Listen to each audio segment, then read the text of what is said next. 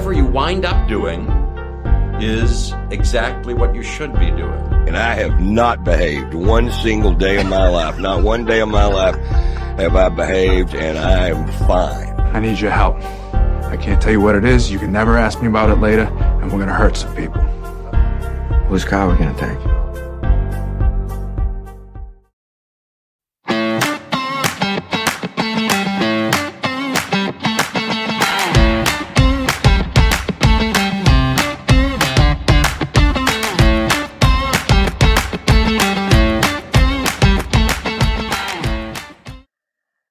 Good afternoon.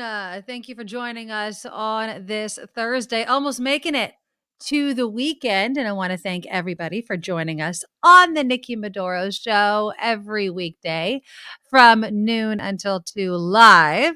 But of course, you could take the show with you anywhere you want to go. We have finally gotten on Apple's good side.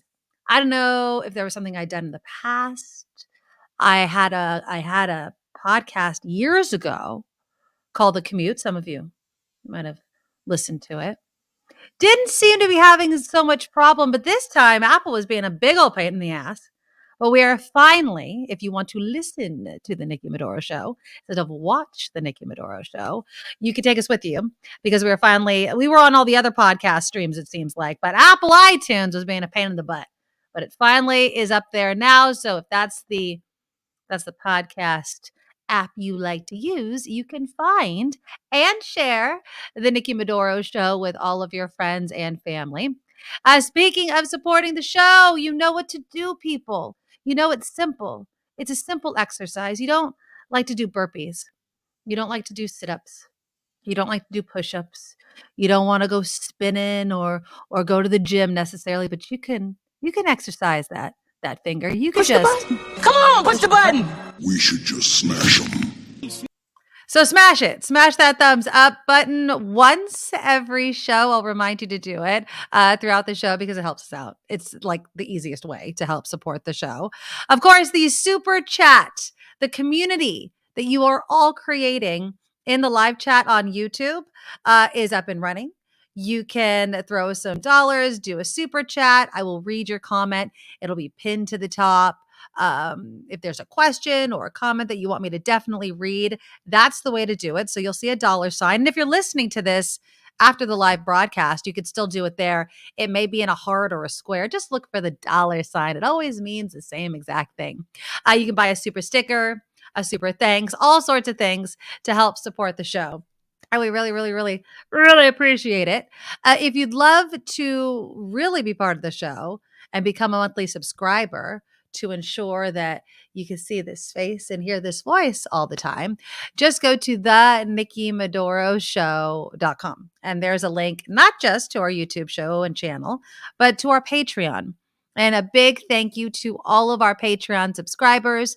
It's because of you that we can keep doing the show each and every day. And of course, we have to say thank you to our exclusive founding sponsor who also made it possible to even launch this show. And that, of course, is Steve Moskowitz, AAA Tax Deal or MoskowitzLLP.com. Little too early to do the jingle.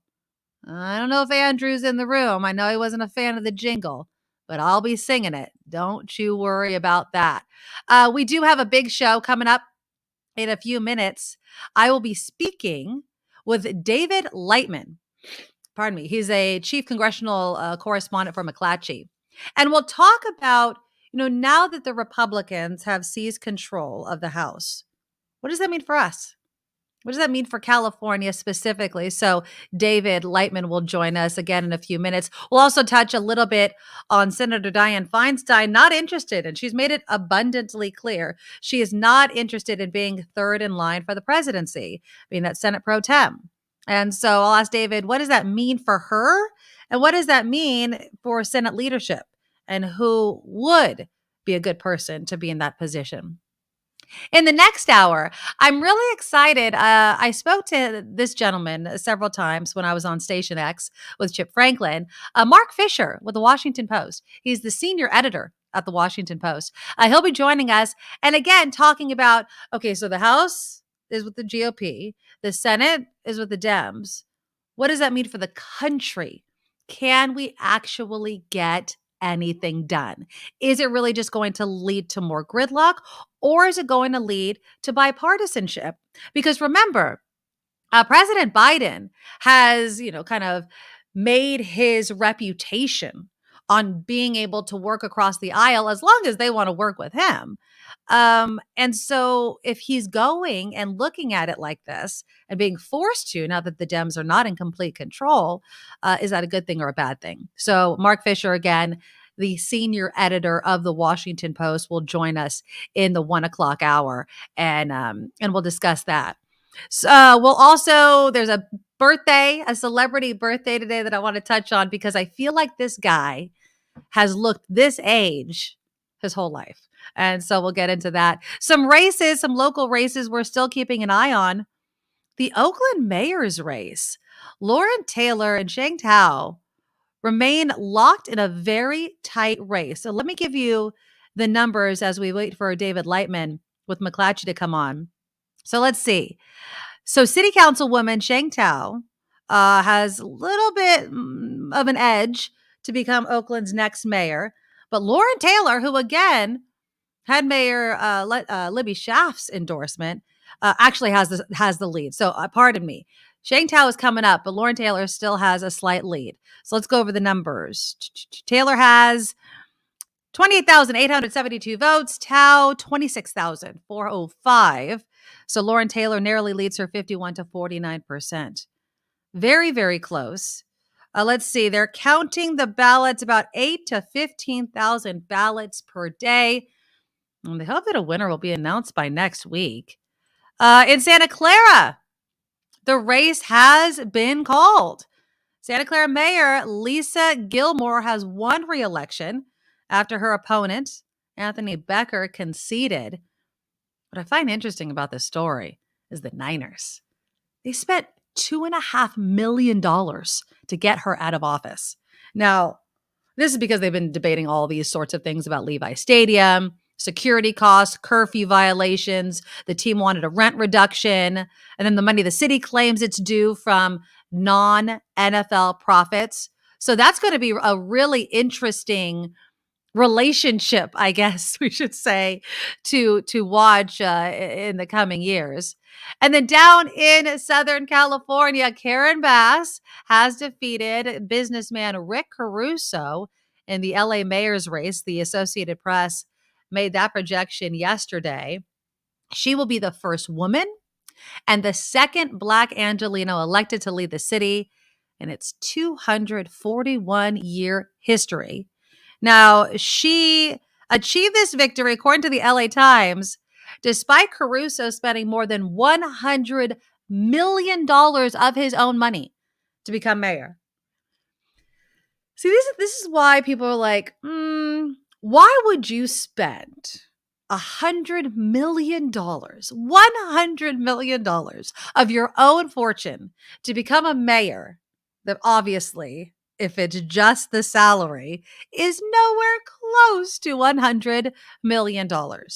And so, yeah, I'm that doesn't sit well with me, but that's politics. That's, dark money and all that kind of nonsense. I did not know this, Karen D. You were announcing this for me because, Katie Porter won, this is so interesting. Because of the redistricting and the new lines, she was, kind of battling for her life. But Katie Porter, an amazing congresswoman. We had her on Station X, and she's awesome. Curdy, I know the story in which you're talking about, the stripper in the San Jose fire truck. So if you don't know, somebody, and forgive me because I haven't been following too closely. I just remember when the story first broke. Somebody's taking this video. And there's a fire truck parked in front of a strip club. And all of a sudden, the door opens from inside the fire truck and a stripper comes out. I think she's not even wearing that many clothes at the time. Yeah, I will have to kind of go back to my notes on that and see what's happening. But yeah, that's quite an interesting story. And someone's in very, very hot water. But let's do some politics, shall we? Of course, Nancy Pelosi. She did make a very big statement today. Let me just play you a little bit of this. And I will say it's not a surprise, but it is the end of an era. My friends, no matter what title you all, my colleagues, have bestowed upon me, Speaker, Leader, Whip, there is no greater official honor for me than to stand on this floor and to speak for the people of San Francisco. This I will continue to do as a member of the House, speaking for the people of San Francisco, serving the great state of California, and defending our Constitution.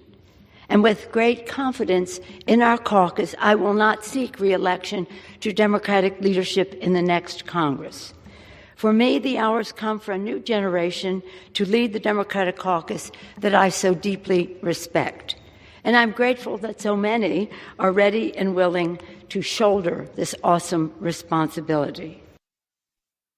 Well, who will take her place? What does this mean for California? What does a Republican House mean for the Golden State? Well, joining me now is David Lightman, McClatchy's chief congressional correspondent.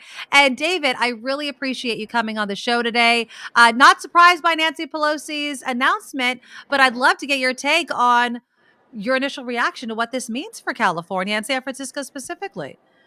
Okay, thank you for having me. First of all, it's a mixed bag. First of all, the Senate will still be in Democratic hands, and you still have Senator Feinstein, Senator Padilla. Senator Feinstein remains in the Appropriations Committee, which is a very powerful committee. They basically control the spending. Senator Padilla just got reelected. He's up-and-coming star. So anything would have to go there. Now, in the House, it's interesting. Chances are that Kevin McCarthy, the Republican from Bakersfield, will become Speaker. So I think on the more local issues, particularly in the less populated areas, he'll be there fighting for water projects, for example, maybe some other things. As far as San Francisco, the city and the suburbs, that's where you might see the difference. I'm curious to see what happens, for example, with money for the homeless, money for different human rights causes, urban aid, that sort of thing. That may be tougher. I don't think it's going to evaporate by any means. I'm not sure, though, if Congress is going to be as generous as it might have been. But again, all hope is not lost because you do have a Democratic Senate. That's true. Now, as far as House Speaker, a possible House Speaker, Kevin McCarthy, he doesn't have the votes. He did get majority, but he doesn't have the 218.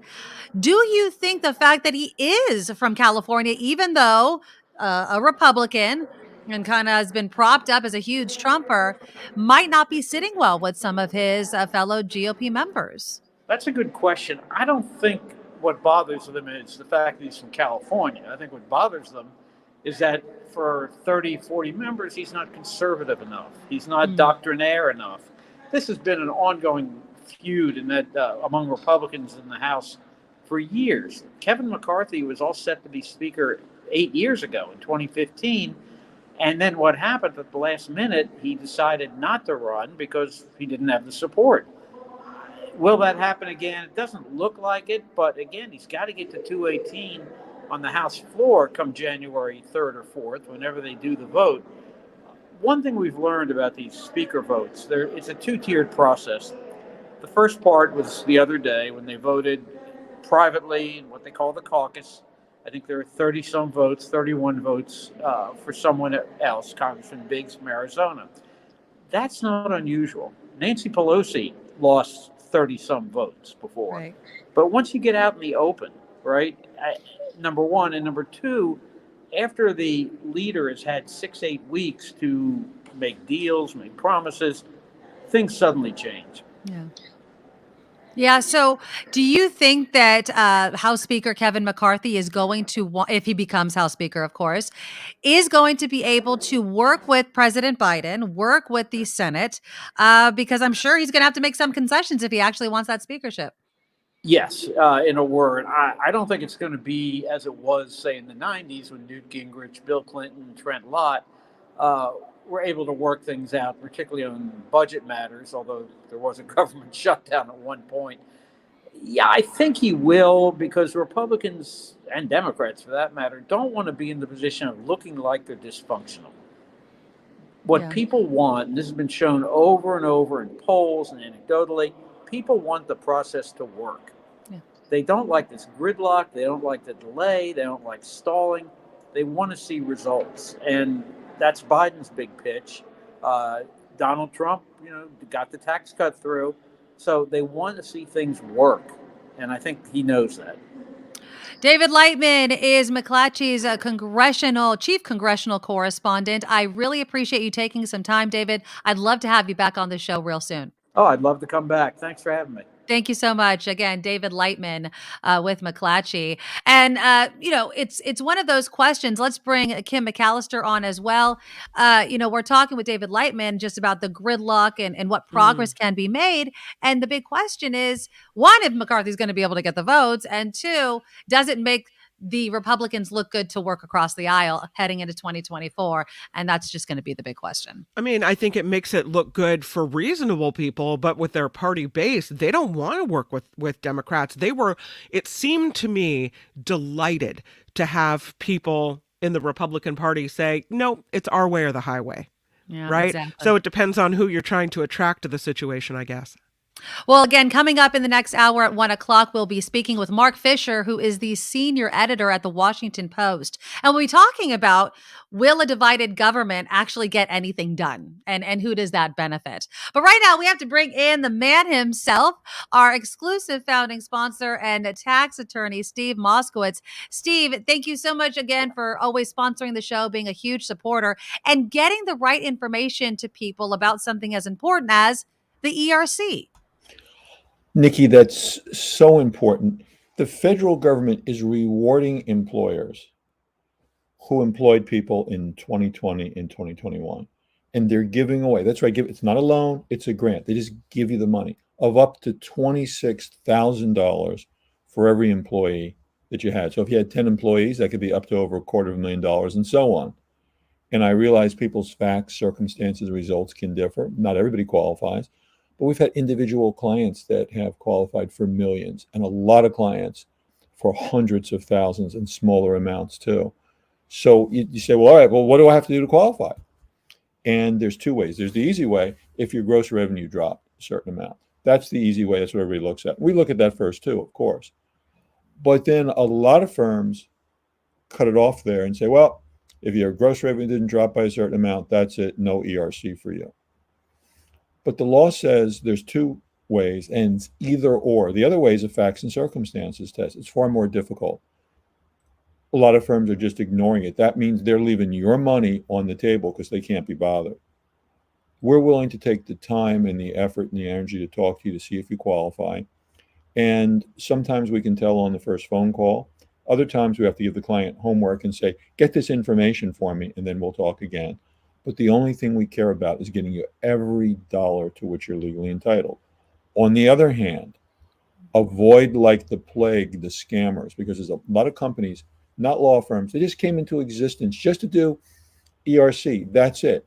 And when the IRS has a few questions, they're going to disappear into the night. You're not going to be able to get a hold of them. And there's so much fraud going on that the IRS is actively investigating these frauds. So keep away from the two extremes. Obviously, you don't want to go to somebody who tells you, well, you don't qualify for the easy way, so leaves all your money on the table. That's horrible. On the other hand, you don't want to touch with an 11-foot pole some scamster, because you never, ever want to commit any type of fraud. You do not want to commit a tax fraud. So we're a tax law firm. We've practiced in tax law for over 30 years. We want to see if you qualify, even if your gross revenue did not go down by a certain amount. And if you did, let's get every dollar to which you're legally entitled. Get your dollars. Steve will help you, and he'll make sure you're doing it on the up and up, so you don't have to worry about it. Give Steve a call at 888-TAX-DEAL or MoskowitzLLP.com. That's MoskowitzzLLP.com. Thank you, Steve. You just made my day, Nikki. Thank you. I'll talk to you later. Bye. We didn't get to ask him PT, but we'll ask him next time. We'll ask him. Yeah, I mean, he will give you... Can Yeah, we bring we'll him ask back him. on? Maybe we can bring him back on. Is Ask Steve him. still available? Okay. Yeah. Steve, are you still there? Nope, we lost him. Oh, Okay. he's gone. We'll ask Sorry. him next time. Sorry. I'm sure he can. If he can't, he knows somebody that can. How about that? I bet you dollars to donuts that. But we'll definitely ask that again. Just remind me when Steve comes back on. So again, next hour, Marc Fisher with the Washington Post, the senior editor, will be talking about a divided government. I had played a little bit of sound, Kim, of Nancy Pelosi announcing that she was not going to seek the speakership again. Now the question is, what's next for old Nancy Pelosi? I know she obviously is still going to be representing parts of San Francisco, but what does that actually mean? And could this just be the end of a woman who broke through, honestly, so many glass ceilings in her 2 decades in leadership? It's going to be interesting to watch what she does next. Well, I mean, she's 82, so she'll still be in Congress. She just won't be in a leadership role. What are you trying to say? I'm saying that I don't know what, I mean, obviously she'll be, wanted as a speaker at events, and she's not going to disappear from life. However, at 82, one hopes that after, it's taxing on the body to spend, she's traveling back and forth all the time, spending time in the district, spending time in DC.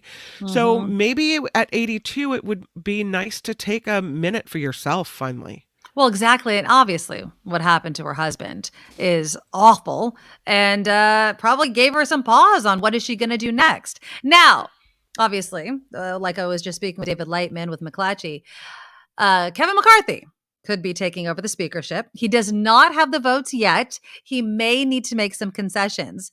One of my favorite men that's just been making the media rounds lately is Adam Kinzinger, Congressman Adam Kinzinger. And he is on this tour where he is delighting in what he predicts will be a pretty tough speakership, at least at the beginning, for Kevin McCarthy.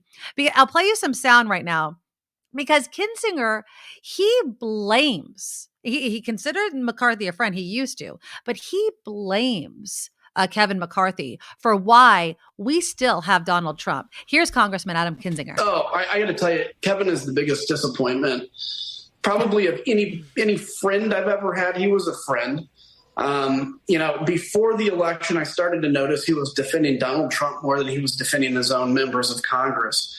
But he is the guy. He is the entire reason Donald Trump is still a political figure.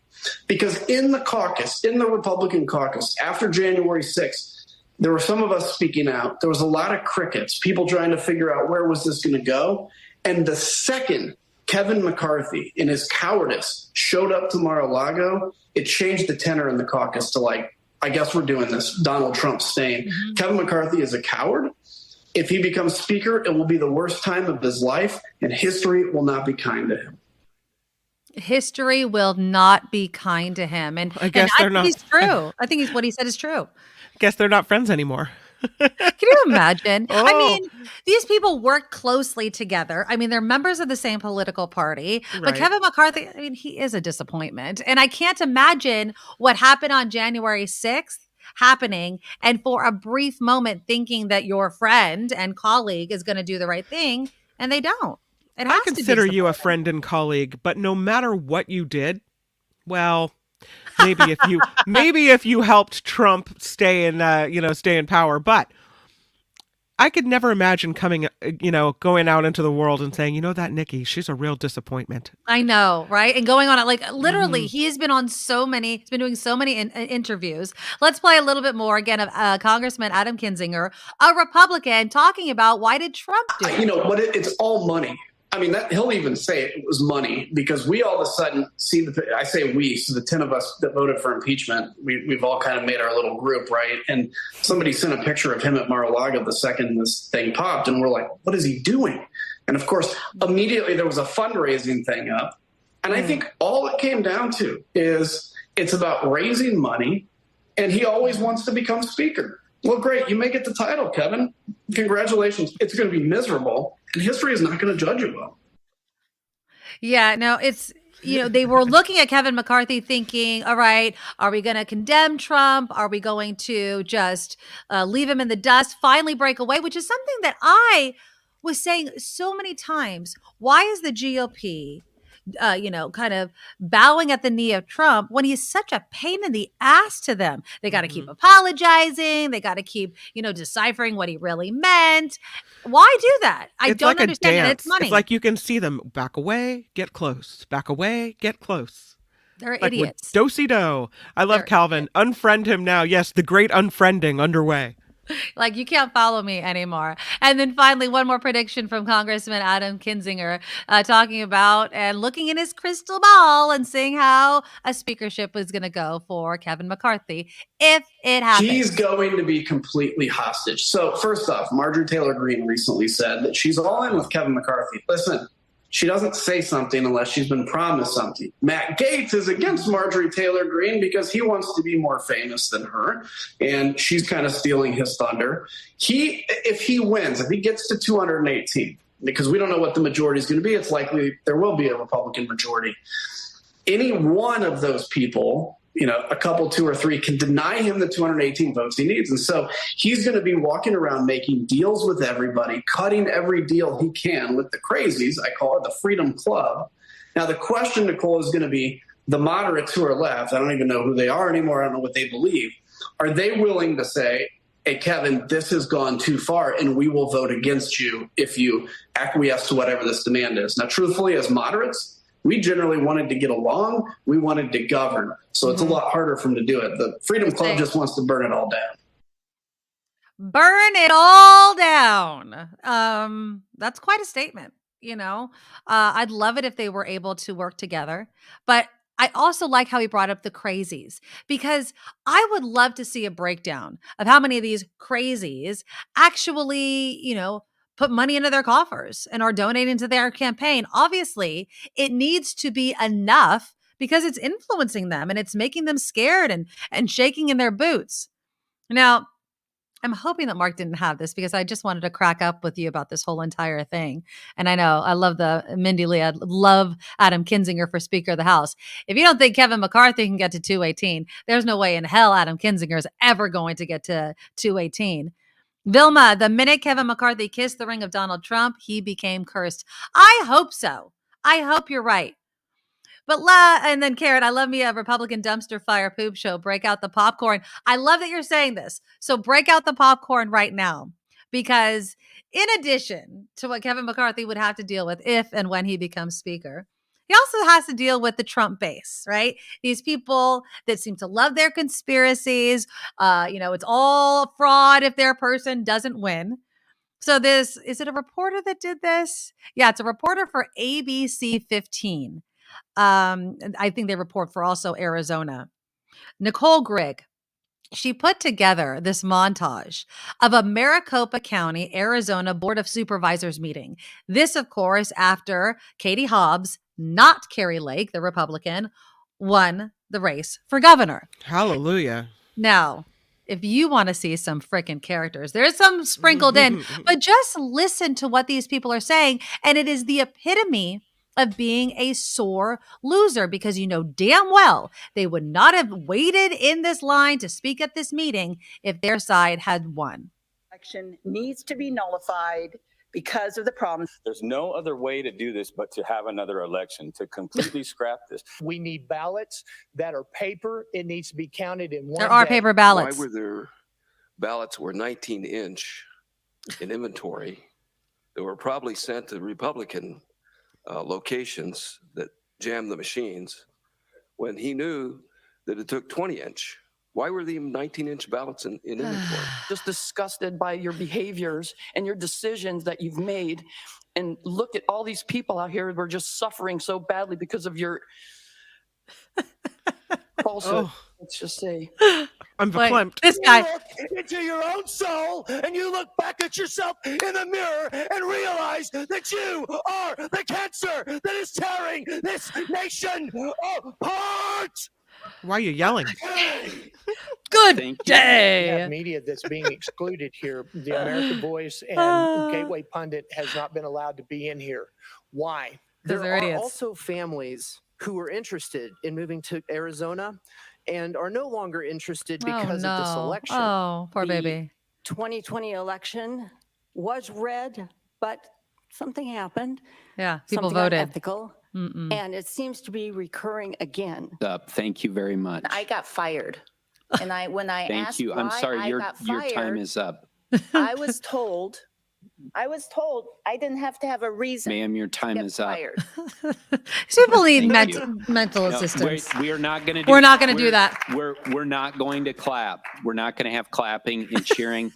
The accompaniment of this board is the exact reason why I'm an official candidate to replace Mr. Clint Hickman in District 4 in 2024. No, please. Oh my God. This is Hold like the applause. freak show city. Hold the What is applause. happening? 10,000 number that has been publicized as door number 3 ballots. What's she talking about? Far understated.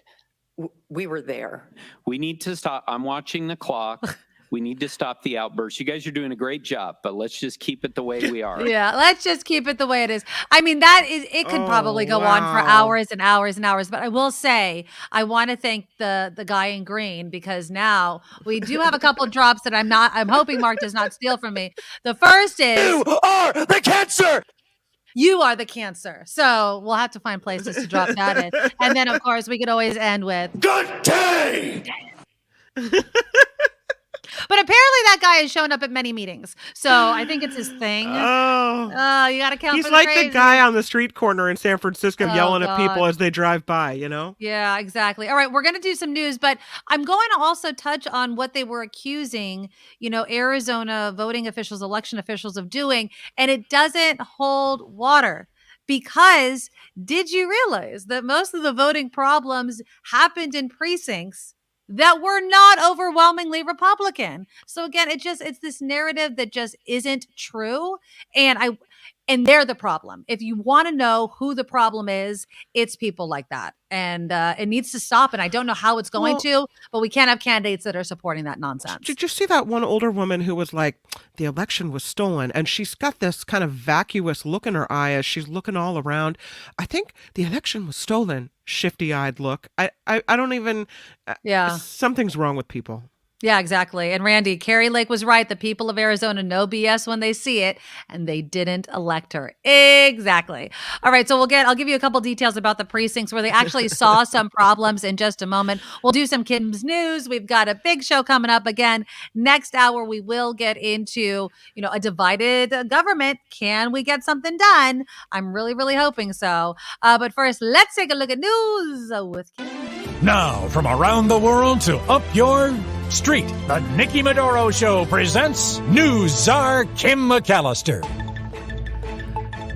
This report sponsored by tax attorney Steve Moskowitz at 888 Tax Deal.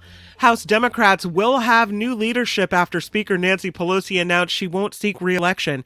It comes as Republicans took control of the House following last week's midterm elections. I should say won't seek re-election to a leadership role in the House. Majority Whip James Clyburn saying he looks forward to raising up a new generation of leaders.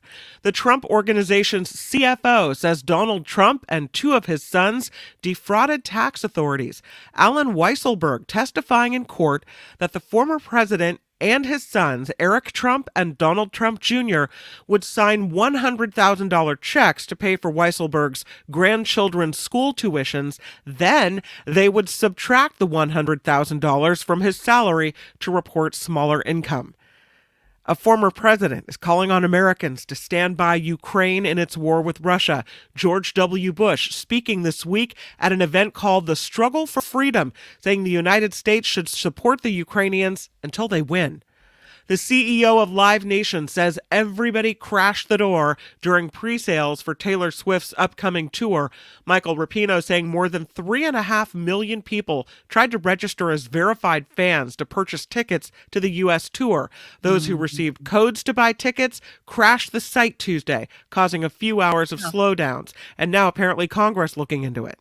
Good, because I'm sorry, who sent the invitations? We talked about this yesterday. Why are you surprised? People went on a website. They actually went in and said, please, I would like to be considered for an invitation. And Ticketmaster said, okay, some of you get the invitation. So to claim, I didn't know that it was going to happen. What the hell are you talking about? I still don't understand why they can't get it together. they got all of our money. I don't understand. It makes no sense to me. All right. You ready to eat up? Okay.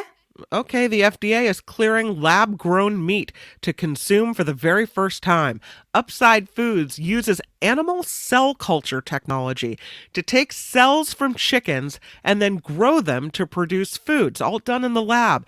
Could be a way for more cell-cultivated meats to become available in the United States. Are you eating that?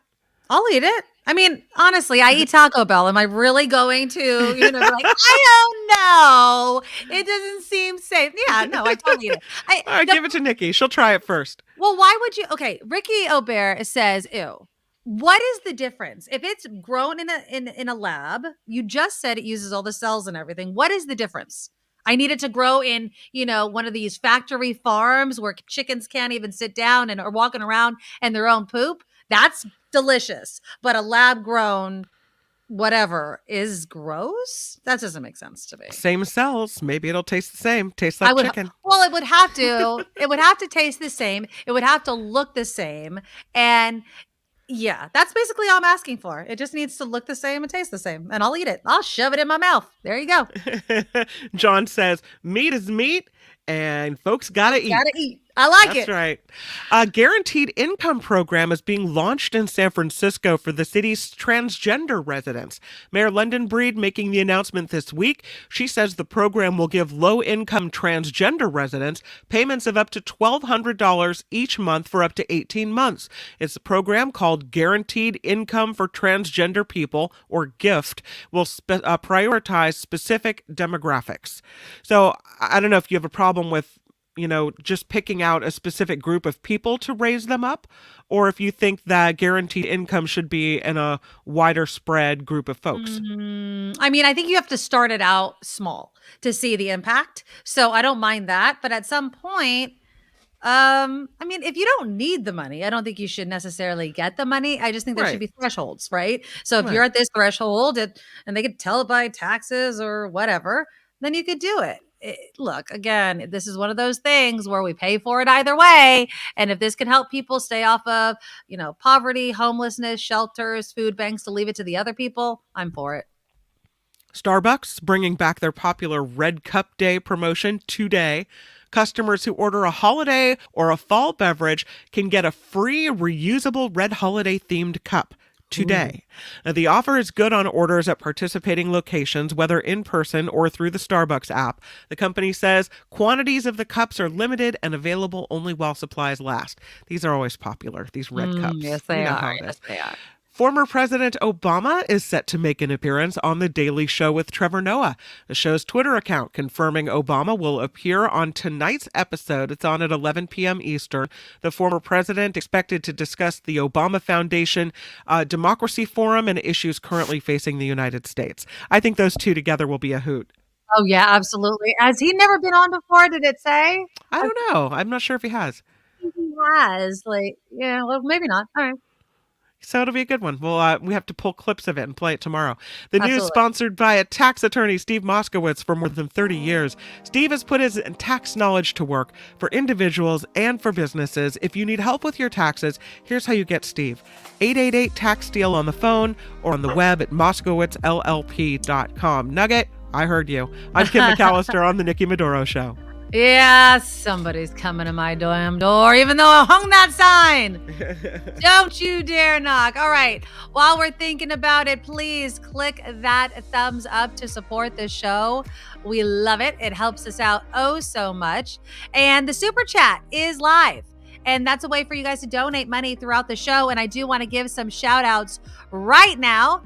We have Lynn with a $9.99 super sticker. Thank you so much, Lynn. You are awesome, awesome, awesome. People also are so generous and kind. It's really sweet. You guys are amazing. Also, Andreas, who's a big, almost daily supporter of this show, $20 with the comment, if you got fired, do what Nikki and Kim are doing. Start a podcast. There you go. Andreas, yeah. We love you. But that wasn't the only one. He came back, $20 for the party. Andreas, what are you doing? We love you. We have to definitely plan something very, very soon. And thank you so much for all the support. Really do appreciate it. And again, go to thenikkimedoroshow.com. A link to our Patreon is there. You can be a monthly subscriber, and that will let us grow the show because, it's just us and we're trying our best. I think we're doing pretty damn good, I would say, for a month into it. And I like us. We're cool. I don't need nobody else. Nobody else can in there. Oh, I love this. I love that you said that. I pulled this. You like me right now. You like me. I love that. That, of course, is Sally Fields. So what was that? She won the Oscar or something. Oh, yeah. I don't remember what it was for, but that's for the just union show. She was in the union. Oh, is that what it movie about was? the union. Yeah. But anyways. You like me. You really like me.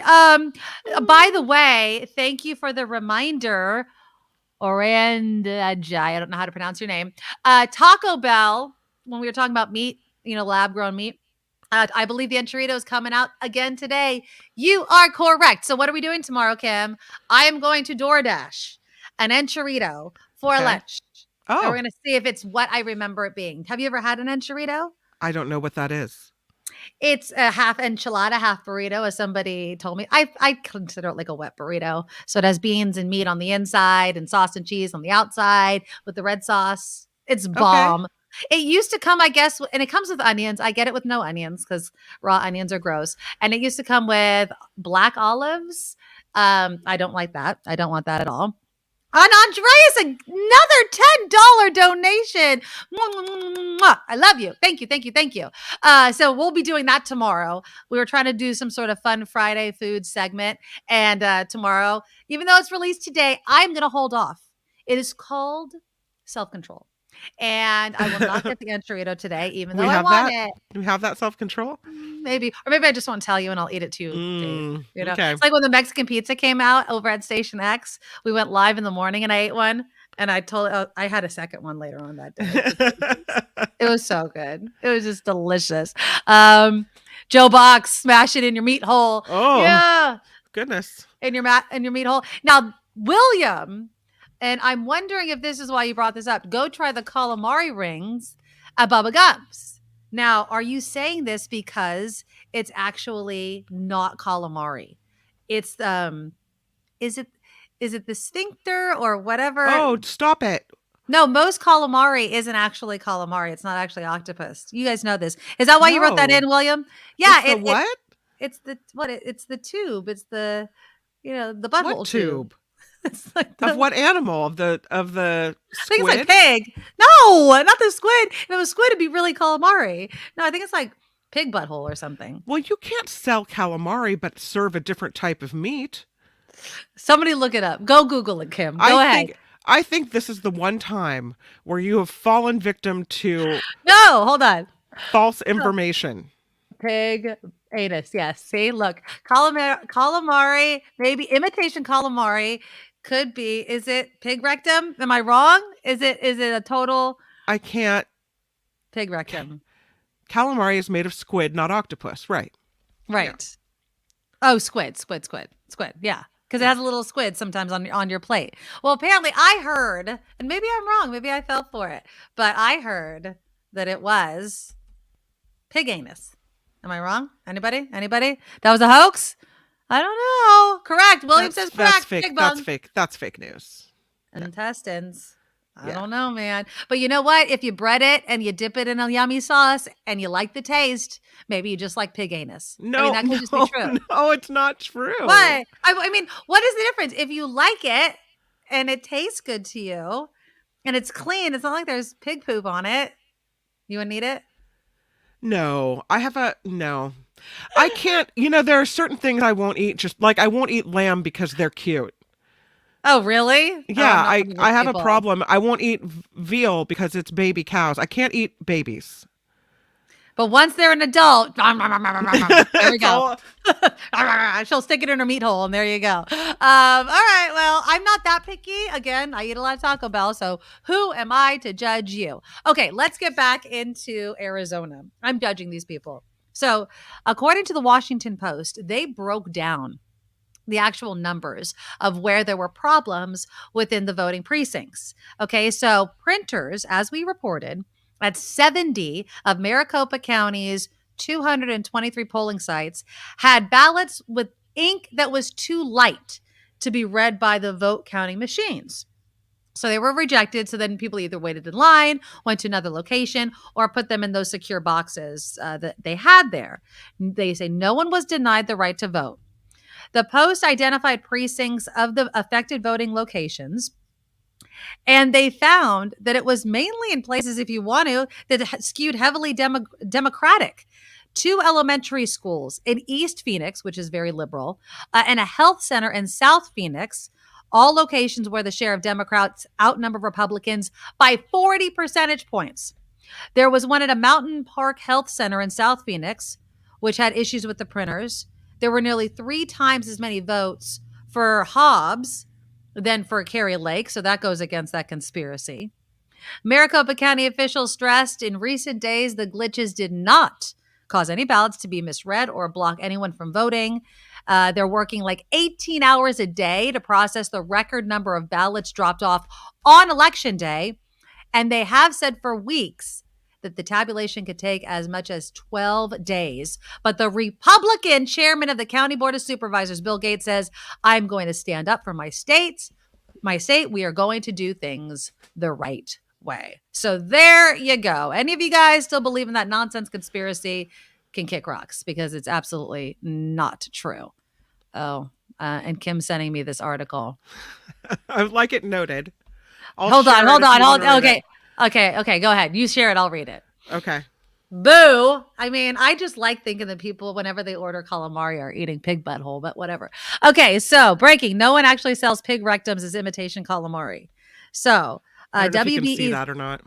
I'm reading, so I'm reading it on the thing. Okay. Okay. So This American Life, which is a podcast that I listen to a lot, probably where I heard this, investigated a reader's tip that a meatpacking plant somewhere in America, there was a box of pig rectum with the word imitation calamari printed on the side. But it's a classic urban legend, equal parts disgusting and kind of sort of plausible. The exact origin was difficult to pin down. So the final conclusion was there's no documented cases of squid bung switcheroo. But does that mean there couldn't be? Obviously, this led to a taste test, which was inconclusive. One staff member who frequently ate calamari actually preferred the deep fried bung, but he also doesn't eat calamari anymore. So again, I'm going to default to it's possible. And if you like it and it's delicious to you, freaking eat it. Who cares? I don't know. Let's see. Nikki, you cannot sell a product as seafood if it's pork. That's a good point, Kim C. That is a very good point. Yeah, I'm sorry, Valley Star. This actually made me want to vomit. Don't worry. I'm sure that it's not actually true. I will have octopus platter with extra tentacles. Exactly, Joe Blow. Exactly. All right. So let me ask you, when you're looking to make a huge purchase or go somewhere special, maybe book a room at in a place like Hawaii or something, do you like to go on those ranking sites? You know, what do other people think? Or do you just be like, you know what? It looks nice. I'm going to go do it. I always do the research. You do. And so you're giving other people's opinions about a place some importance. I look not at just one opinion or 5 opinions, but I read multiple opinions. And so it's kind of like a collective, what's the overarching opinion of this place. Also, I think it's important to do that because there's so many scams out there where, especially like, you know, I remember one time I tried to book an Airbnb on, it was an Airbnb, it was a home for rent on Craigslist in Tahoe. Okay. And then the person sent me this sketchy email asking for a money order up front. And I was like, No, and it turned out No. that a lot of people were booking places and then they'd get there and it was somebody's house that lived there. They weren't, you know, renting it out at all. So I didn't send the money, obviously, but I think doing a little research sometimes, you know, getting if it has a wide variety of reviews, if it has different, I just feel like doing your research pays off in more than one way. And I like that idea of doing research and reading what everyone else thinks. But sometimes people are not as thorough as you are, Kim, and they just open up a magazine and they're like, you know what, this is the best place. I need to go there and I'm not going to consider any other place. And the reason I'm bringing this up is, did you hear that Yale and Harvard law schools are no longer going to be in the U.S. News rankings? They're always like in the number 1 and 2 slot. What happened? Right. So apparently they've been really critical for decades, apparently, of the U.S. News ranking system. They say it's unreliable and it skewed educational priorities. But, they were like, okay, whatever. But now they announced they will no longer cooperate. They sent 2 separate letters posted on their websites. The law school deans excoriated U.S. News for using a methodology that they say devalued the efforts of schools like their own to recruit poor and working class students, provide financial aid based on need, and encourage students to go into low-paid public service law after graduation. Now, am I reading this wrong? Because to me, this sounds like them saying, of course, if you're poor, you can go to Harvard or Yale Law School. You just think that you can't because it's not mentioned in the rankings. Because I am positive if one of my kids looked at me in a few years and said, I really want to go to Yale or Harvard, I'd be checking that college fund to make sure that I could actually afford it. But it's not as if I think that it's a poor school if they don't do those things. And again, the 2 deans said they decided to withdraw from the rankings only after a number of other schools had taken their concerns to U.S. News and had been rebuffed. Now, of course, Harvard, it's just their law schools that are doing this. And of course, all of the information is public. They don't actually need them to submit anything. But the rankings, basically, according to the New York Times, are entrenched in the culture of higher education, with every new annual ranking promoted by many of the schools that decry them. Prospective students have few other seemingly objective data-based ways to judge schools. So it's like these students want someone to kind of cut through all the numbers and cut through all the statistics and do the kind of research and depend on something like U.S. News to do that for them. But it went on to say that the rankings are perhaps more meaningful to lower-ranked institutions. Apparently, they often advertise them prominently, depend on the rankings to attract students. Obviously everyone knows Yale and Harvard. They don't need any help with their brand, but these lower ranked schools need a little bit of free advertising. It's the whole brand of school that gets me. If you want to go to Harvard Law School and you have the grades and the ability to do so, I'm not going to knock it. But at the same time, you can get your law degree from other places as well. There's a lot of great law schools out there. Now, this one gentleman, the dean of Harvard, Mr. Manning, John Manning, said the rankings can create perverse incentives that influence schools' decisions in a way that undercut student choice and harm the interests of potential students. I don't feel like Yale or Harvard are going to have any problem seeking people to go to their schools. Does anybody know that Yale and Harvard are not good schools?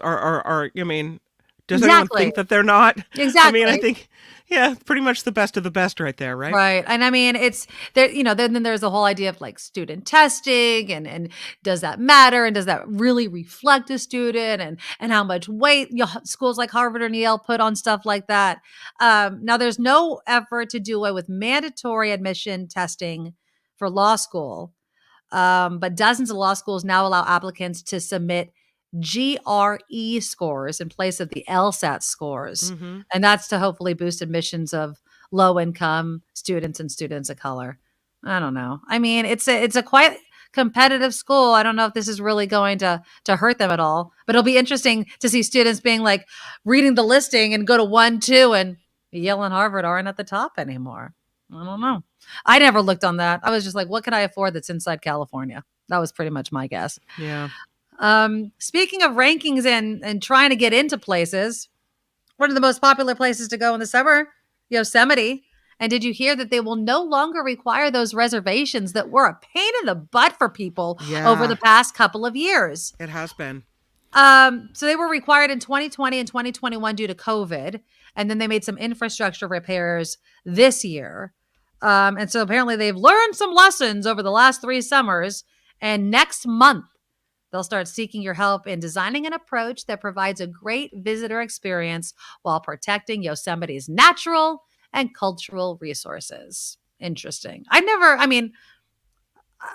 haven't ever gone through the reservation system. The last time I went to Yosemite a couple of years ago, but I wasn't going in. I was just kind of going to one of the places right by the water there. But have you tried to go through the reservation system? No, I haven't been in the last couple of years, although I reported on it. Yeah, it is. Although I think a lot of people some people might like that they had a spot clinched in, that they didn't have to worry but I think a lot of people, especially for summer vacation, sometimes people are kind of fly by the seat of your pants. Yeah. They don't they don't book it right now in the middle of winter. They want to, think about it later on. So for those folks, I think that's a good thing.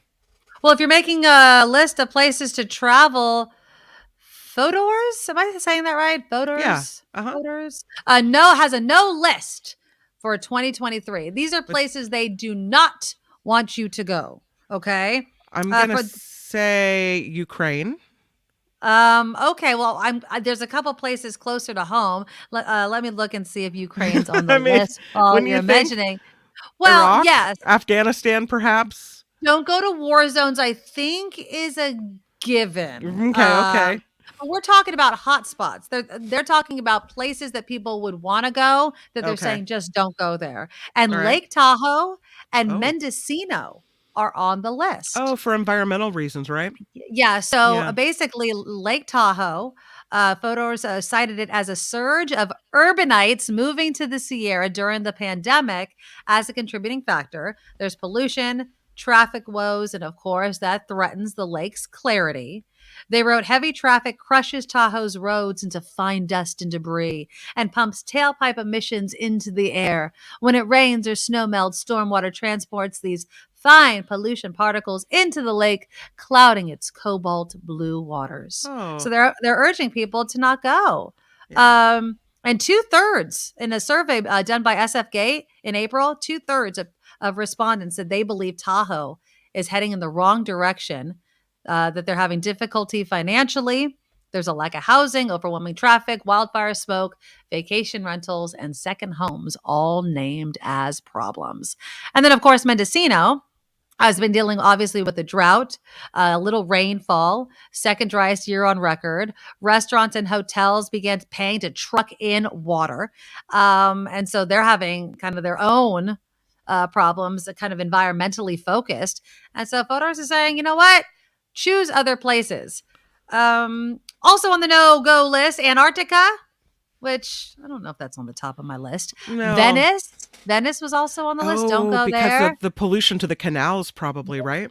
Cornwall, England, if you're planning on going to England. Amsterdam in the Netherlands is on the no-go list. Thailand. I'd love to go to Thailand, but they're saying don't go there.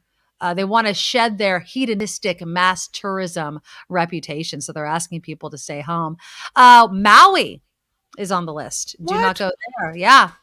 They're saying tourism is consuming 65% of the water supply. And it's using, Maui County placed mandatory water restrictions on the residents. And they're fining people. And so they're like, please just don't come here.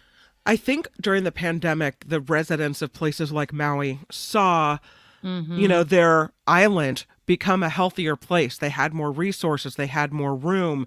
When, if you live out kind of out of the way on the road to Hana and you needed to get to the hospital in a hurry, you didn't have to deal with traffic. The trails weren't trampled and wrecked.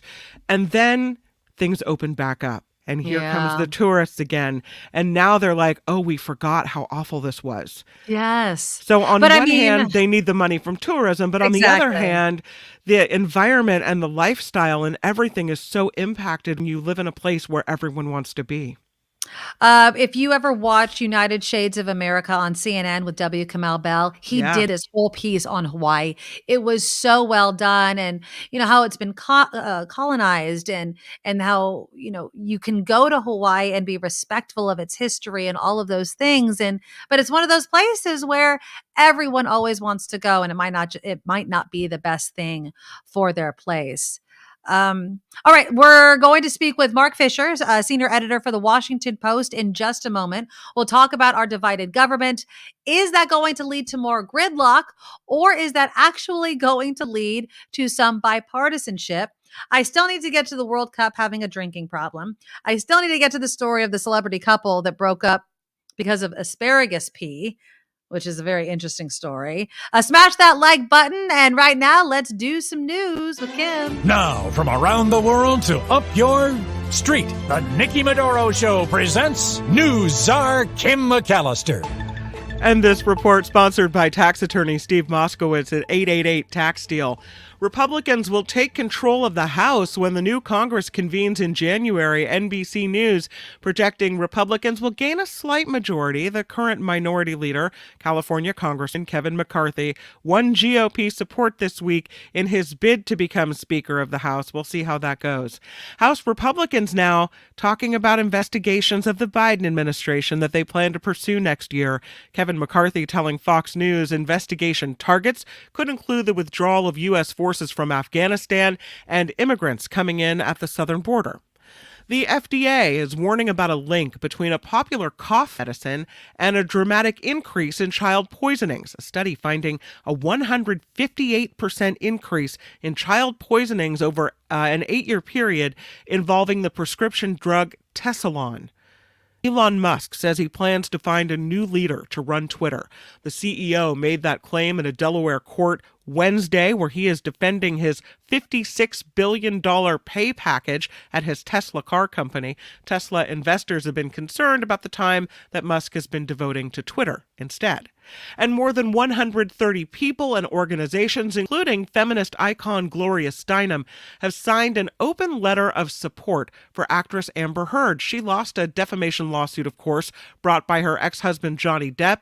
He sued her after she published an op-ed calling herself a public figure representing domestic abuse, and now it looks like she's getting some support from some advocates. This report sponsored by tax attorney Steve Moskowitz. For more than 30 years, Steve has put his tax knowledge to work for individuals and businesses alike. If you need help with your taxes, you can call Steve. He's at 888 Tax Deal and also online at MoskowitzLLP.com. I'm Kim McAllister on The Nikki Medoro Show.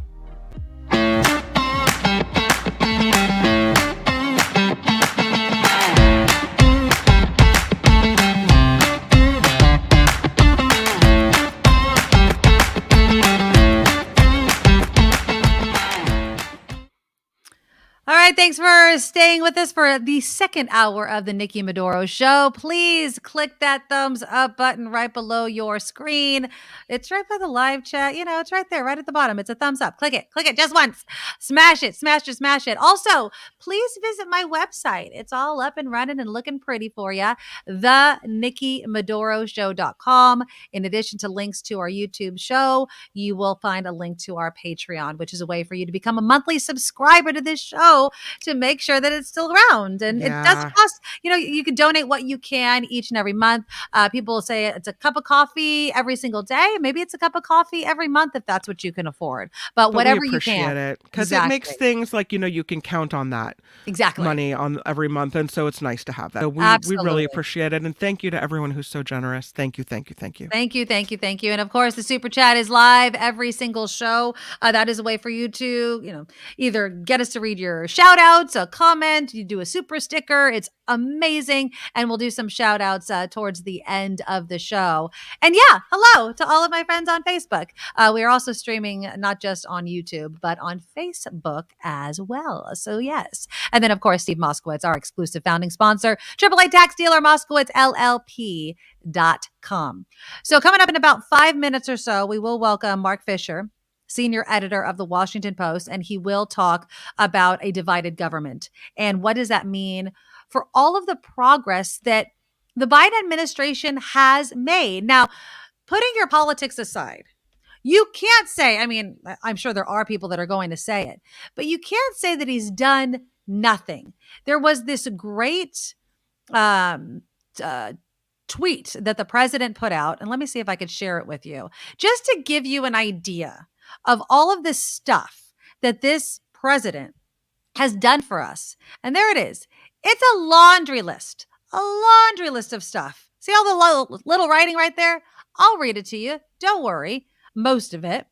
The Inflation Reduction Act, lower healthcare costs for families, climate change action, lower the deficit with the single largest nominal reduction in American history. Let's see. Made the largest corporations pay their fair share, signed the CHIPS Act, the Science Act, lowering cost, created good manufacturing jobs across the country. I mean, the list goes on and on. Ketanji Brown Jackson, lowered the cost of hearing aids, jump-started the national EV charging network. I mean, do you really think that a Republican president is making any of these things their goals? No, they are not. And I wish they would. I'm really hoping, and I'm really hoping that Marc Fisher will give me some confidence in this, that it works well for not only Biden, but the GOP to make progress on something. Because I can't imagine and then if they win the presidency, another 4 years at least of getting nothing done. We have problems that need to happen or need solutions, and that can't happen if they continue to bicker over and over again. We just can't have more of the same on that. And I'm hoping that maybe a split government will work for the American people. While we're waiting for Marc Fisher with the Washington Post to come on, did you see this headline? Now, fentanyl, we know how dangerous it is. We know that it's cheap, that it's being used to cut drugs, that people are accidentally dying because of it, right? Narcan has been, they're putting it in club bathrooms. They're trying to put it in vending machines in schools, all of these sorts of things. Well, there is some news that could be quite promising in our fight against people dying from fentanyl, especially fentanyl overdoses. So Dr. Marc Siegel was on Fox News. He's a medical contributor for Fox News and was talking about a new vaccine. It's an anti-fentanyl vaccine. Here is what Dr. Marc Siegel had to say. Listen. You know how this works. You use a protein to tell the immune system, hey, attack that protein. It doesn't have to be a virus. It doesn't have to be a bacteria. In this case, it's the molecule of fentanyl. And it's working extremely well in animal models. They've been looking at it at Scripps Research in California, now University of Houston. Why is this important? 150 overdose deaths per day in the United States. But 80% of people who get off opioids go back on. So those people, I can treat them with buprenorphine and other medications. But if I had a vaccine, I could prevent that return to opioids from killing you, from causing that drug overdose. And it also would block the high you got, so you wouldn't want to go back on it. A real deterrent to the use of fentanyl, which we could really use. Right. And we could give it to people that are absolutely save your life, and give it to people who are accidentally getting fentanyl too. People that are at high risk. We could absolutely use it widely. So, of course, they've only tested it on animals, so they need to start testing it in humans, but that could be a game changer. Can you imagine giving people a vaccine so they don't get high off drugs? That would be awesome. That would be awesome. Yeah, you're less likely to want to do the drugs if you know that there will be no effect, right? Yeah, exactly. Like, what's the point of taking something when your body isn't going to be responding to it? Exactly. And there is actually a fentanyl shortage. So you would think, oh, great, there's a fentanyl shortage. But fentanyl actually has benefits for pain management. So it's been used as a pain management tool, but it's on back order. One EMS doctor said we were notified by our supplier that there was a shortage and it would be back on back order.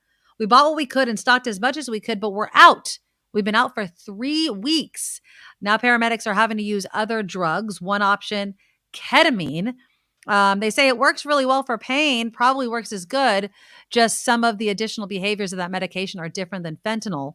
In some applications, you prefer fentanyl over ketamine. So it's just kind of this drug abuse that's unfortunate because there's always people that need it, that need these types of drugs, need these prescriptions, need this strong pain reliever. And because of the crisis that we're having with the recreational and people, cutting it illegally and all these drugs, now people that need it won't have access to it. And that's pretty sad. But we'll keep an eye on that vaccine because that's very, very promising. Okay, right now let's talk about what is going to happen starting next year. We are going to have a divided government. The Republicans have taken the House and the Democrats still have the Senate. But does that mean anything is really going to get done when we have a split government? Well, joining us now is Marc Fisher, who, of course, is the senior editor of the Washington Post. Marc, thank you so much for coming on our show. It's great to be with you, Nikki. Love to see your face, and I'm wanting you to give me some sort of optimism about whether or not anything is going to get done in a divided government. Has history shown us that this can actually work? History, in its curious way, is giving us whatever message we choose to see. There's good evidence both ways. And so the good news is that there is a history of divided government actually producing progress, actually producing deals and compromises. There's also a history of cats and dogs fighting in ways that make everyone step back and in deep embarrassment. So if you listen to people like, I talked to Ralph Nader, who knows a lot about close elections, and he said this is a recipe for gridlock. And he's got some evidence to back him up. I talked to Newt Gingrich, who also got into some big conflicts with Bill Clinton when Gingrich was House Speaker. And he said, look, big things can come out of this. They got welfare reform done. Tip O'Neill and Ronald Reagan got the tax reform done. So there are times when enemies come together because the government is divided. Do you think that this last election showed both Biden and the GOP that the American public wants bipartisanship? I mean, can we go that far? There are people who argue that Americans consciously, intentionally go out and choose to split the government between the parties, to gum up the works, to tell people they don't like the way things are going, and to slow things down. I don't think it's quite that intentional, but a lot of the voters we talked to last week did say that they don't want either party's extreme in charge. And so they were voting to kind of push things toward the middle, push people in power toward cooperating with each other in some way. And so that is kind of a choice for divided government. And yes, I think people want big things to be taken care of. We've got big problems in this country. Everyone agrees to that. And so they want the government to do something about it. And if you look at the first year and a half of the Biden administration, they got some very big pieces of legislation through, some historically big things. Some of them were strict party line. We don't care about the other party. We're going to do our thing. And some of them were actually bipartisan. The infrastructure bill, which Donald Trump kept promising and never produced, Joe Biden got it done on a bipartisan basis. He prides himself on kind of working across the aisle, but he was working across the aisle as president with control of, the House and the Senate. Let's say if it's McCarthy that's House Speaker and not Nancy Pelosi, I mean, does it serve McCarthy? And McCarthy likes to serve McCarthy. So does it serve him to work across the aisle? Yes and no. I mean, look, they want to have a battle. The Republicans want to be able to say, we stop the Democrats from doing these horrible things. And so they'll do some of that, no question. They wanted to show their base that they're fighters and that they're going to prevent America from sliding into some kind of socialist hell. Okay, great. So they're going to go out and investigate the heck out of everybody from Hunter Biden to the president himself. Okay, but at the very same time, they want to show that they can be effective and that they can get things done. So they are going to look for some things. What Gingrich said is, look, if I were speaker, what he's told McCarthy directly is send Biden a list, send him several dozen things that you can come to a compromise on, and tell him circle the ones that you want to do business on. And out of that process might come something, whether it's on immigration, certainly an area that both parties know something has to be done about. Would the Republicans rather have that as a cudgel to use against the Democrats, or actually to present some progress, or make a deal where they get some things and the Democrats get some things? That's anybody's guess, but it is possible. And the history of the last several decades shows us that even people and parties who loathe each other can get some stuff done together. Now, what about that story that I mentioned it yesterday?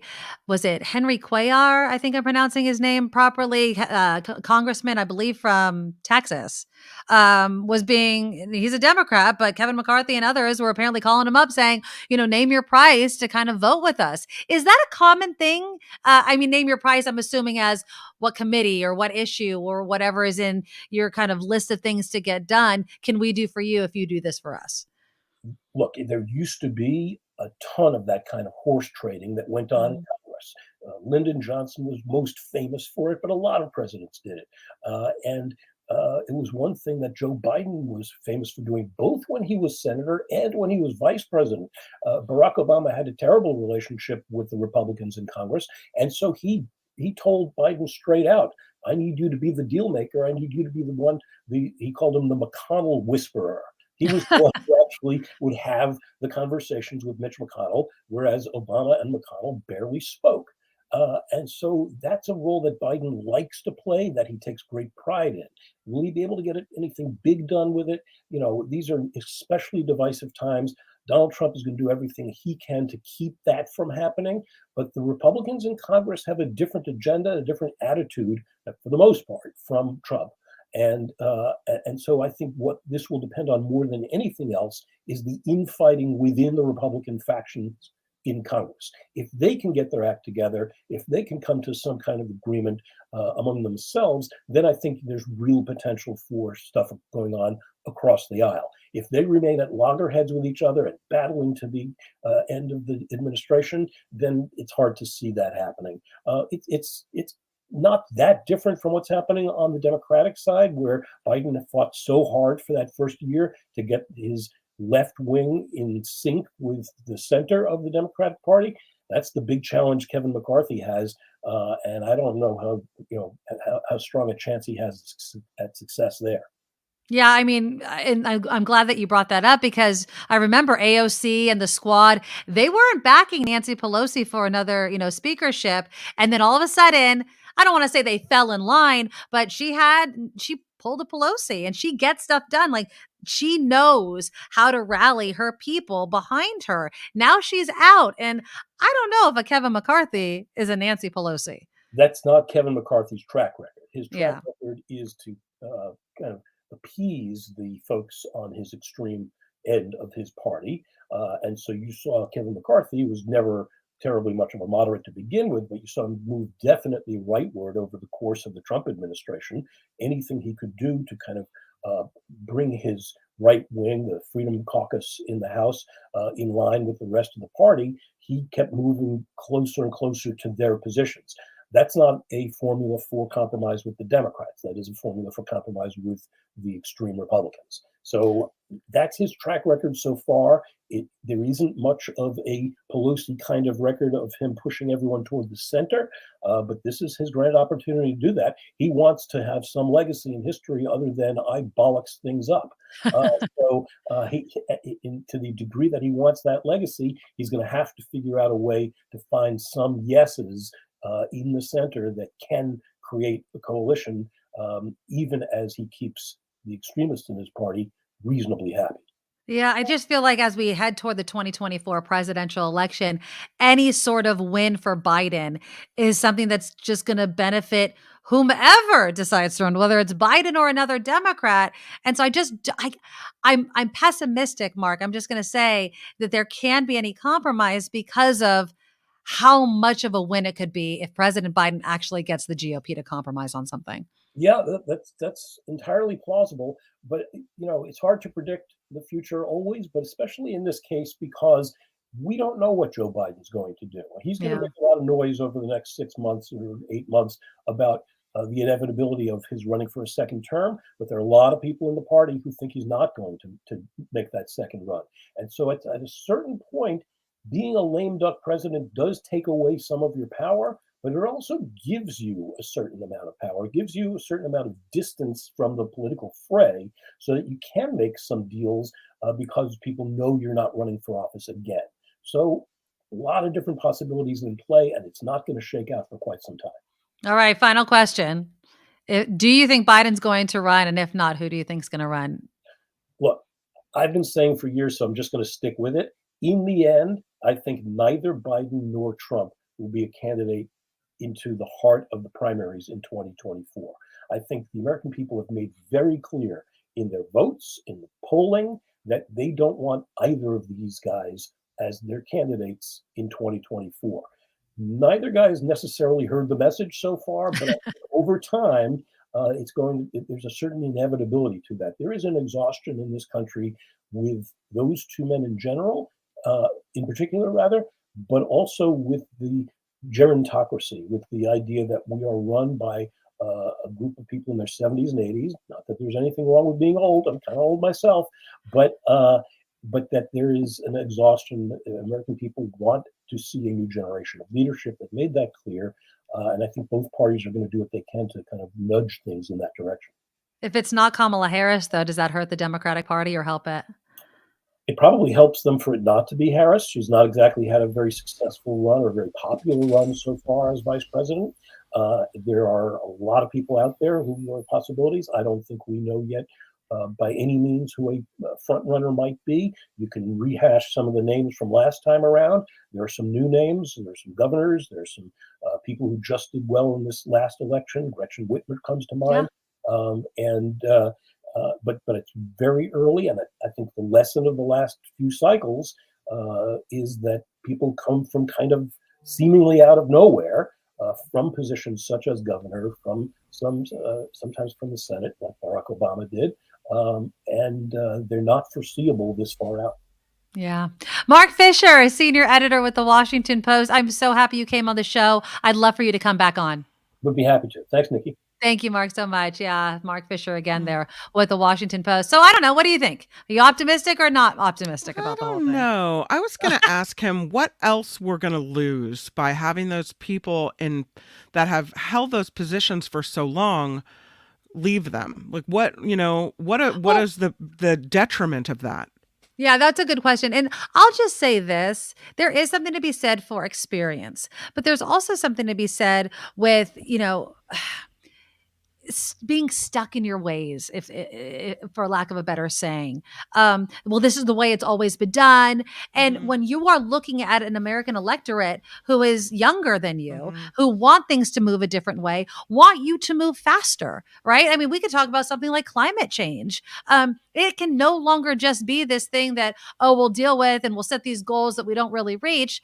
There's a contingent of young voters who see this as a crisis that it is and needs to be moved on much more quickly than the people in power have been moving. The promises that people under, Nancy Pelosi, Joe Biden, their tenures has been moving like molasses. So I could understand the frustration of being like, and I'll also say this, a good leader trains the next generation.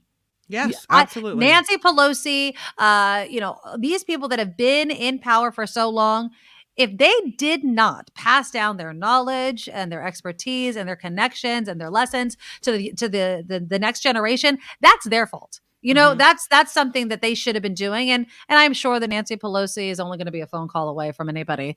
She's going to still have her hand and stuff. So I don't know how much we'll actually lose, but I'm excited to see some fresh blood. Aren't you? I am. And I go back to the story of the time that a brand new, fresh out of college, first grade teacher was hired and my daughter was placed in that class. And I think first grade's a pretty big grade. You know, you clinched the learning how to read thing, and it's a big deal. And I was worried because brand new teacher, like, how's this going to go? Everyone said, she's amazing. Don't worry about it. And I was still nervous. We get in there. Oh my God, was she awesome. She approached everything with fresh eyes and a new energy. She was great and different, and I loved it. And so I think that moment taught me not to be scared of change and not to be scared of something that, you know, you may have doubts about, because it might go differently than you think it will. That is so funny because I had the complete opposite experience. So my daughter was in, I'm not going to name the grade just because that's mean. But no, she had a brand new spanking teacher. So anybody that knows exactly who I'm talking about.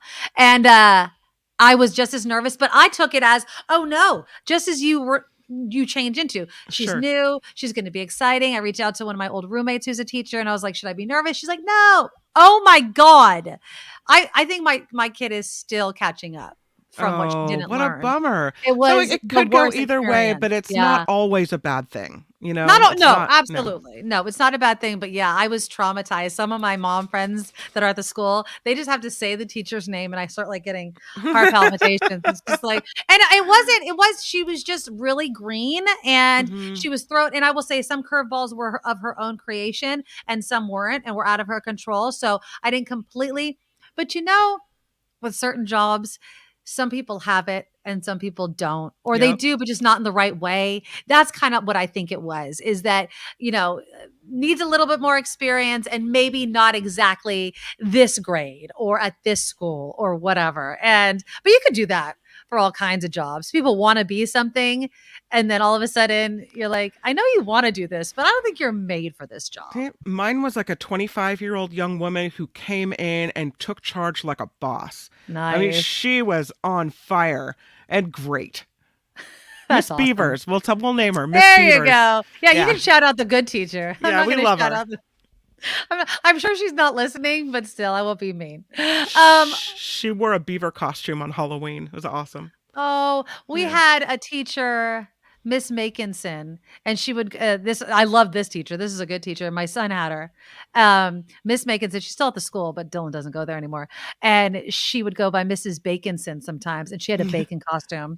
And see, those are the teachers that are amazing. You know what I mean? Like, if you're going to dress up in costumes like that, that's why I have such a special place in my heart for teachers. I swear to God, a job I could probably never do, but I have much respect for that does. Okay, so the World Cup has a bit of a problem. They have a drinking problem. Now, I don't particularly understand.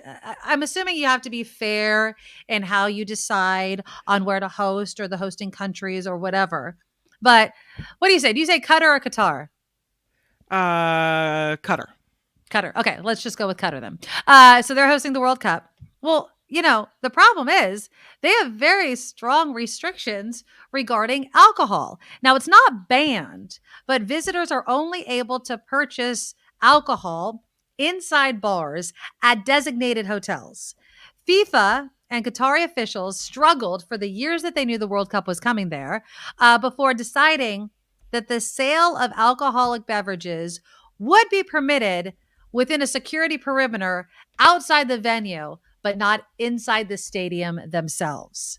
So, what do you think of this compromise? I mean, would you want to go, and I'm not trying to say that I'm an alcoholic or anything, but Budweiser has the rights to this. This is something that they're guaranteed. They're the exclusive beer sponsor of the World Cup, no matter where it is in the world. Do you think that it's smart to hold it in a country that doesn't allow one of your main sponsors to openly sell its product? Well, don't you think that should have been thought about before they booked it for Qatar? I just feel like, you know, somebody dropped the ball on that. Yeah, and the main alcohol sponsor, was it Budweiser, Coors, whatever it was? Budweiser. They should have reached out the moment they found out that the the tournament would be held in Qatar and said, wait a minute, you guys, I have an issue. We can't sell there, and they don't like it there, and whatever. We need to change it up.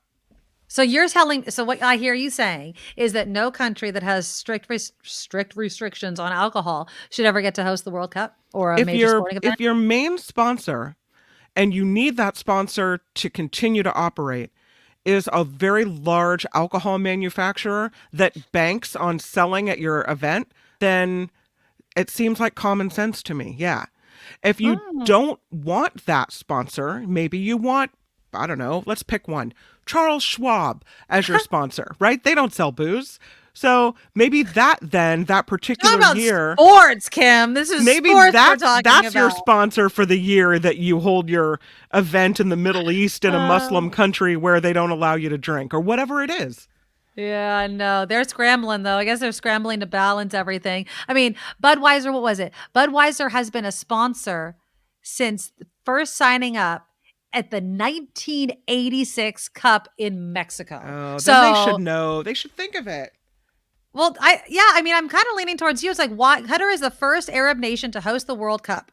So I think the World Cup wanted to be, I guess inclusive in that way. But at the same time, you got to know one of your major sponsors is booze, and they don't want you to drink booze. Did you see speaking of the World Cup, I'm going to see if I can bring it up for you, but did you see the Danish reporter who was on the street reporting about the World Cup and security?